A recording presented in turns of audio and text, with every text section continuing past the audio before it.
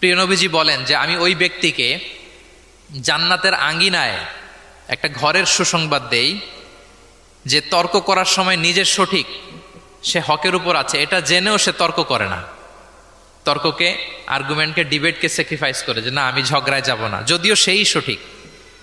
এরকম স্যাক্রিফাইস যে করে জান্নাতের আঙ্গিনায় তাকে আমি একটা ঘরের সুসংবাদ দেই। এরপর প্রিয় নবীজি বলছেন অবি বাইতিন ফি ওয়াসাতিল জান্নাতি লিমান তারাকাল কাযিবা ওয়া ইন কানা মাযিহান।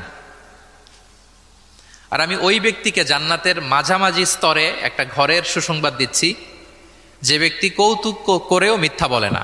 হি was kidding, he was joking, but he never tells a লাই।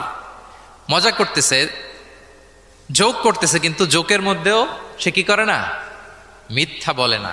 তাকে জান্নাতের মাঝামাঝি স্তরে আমি একটা ঘরের গ্যারান্টি দিচ্ছি। এরপর আল্লাহ রাসূল সাল্লাল্লাহু আলাইহি ওয়াসাল্লাম বলতেছেন অবি বাইতিন ফি আ'লাল জান্নাতি লিমান হাসানা